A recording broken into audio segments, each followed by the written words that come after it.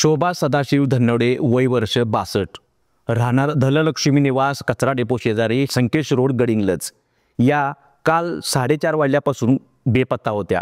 त्यांचं अख्खं कुटुंब त्यांना शोधाशोध करत होतं, रात्री आणि सकाळी देखील।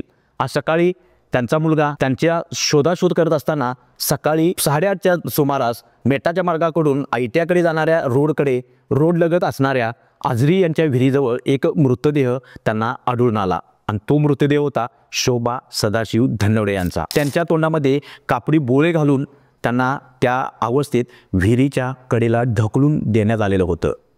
ही घटना समजल्यानंतर तत्काळ मुलग्याने पोलीस ठाण्याला कळवली। पोलीस ठाण्याचं पूर्ण पथक हे घटनास्थळी दाखल झाले। त्यानंतर गडिंग्लज शहरामध्ये या गोष्टीची चर्चा होऊ लागली, खळबळ माजली। गडिंग्लजमध्ये एक भीतीचं वातावरण तयार झालं, कारण सदर मृतदेह आढळला। या मृतदेहाच्या तोंडामध्ये बोळे आढळून आले, त्याशिवाय सदरच्या मृतदेहाच्या अंगावरचे सोनं देखील लंपास करण्यात आलेलं होतं। त्यामुळे घातपाताचा किंवा चोरीचा संशय बळावला।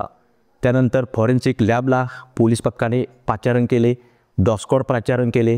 यावेळी अप्पर पोलीस अधीक्षक निकेश खातमोडे यांनी देखील घटनास्थळी भेट दिली। याचं गांभीर्य ओळखून पोलिसांचा तपास हा वेगाने चालू झाला आणि सायंकाळी आपण पाहतोय उशिराने त्यांचा मुलगा मारुती सदाशिव धनवडे यांनी अज्ञात इसमाविरुद्ध फिर्याद दाखल केली। मृतदेहाच्या अंगावर असणारं 6 तोळ्याचं घंटण, 2.5 तोळ्याचं मंगळसूत्र, 8 आणि 7 ग्रॅमच्या 2 अंगठ्या, 1 ग्रॅमचं कर्णफुलं आणि सॅमसंगचा मोबाईल हे सर्व चोरण्याच्या उद्देशाने पहिल्यांदा तोंडामध्ये रुमाल घालून त्यांना गळा ओढण्यात आला आणि हे सर्व जे अंगावर होतं ते चोरी करण्याचा प्रयत्न हा अज्ञात इसमाने केलेला आहे, अशी फिर्याद ही मारुती सदाशिव धनवडे यांनी दिलेली आहे।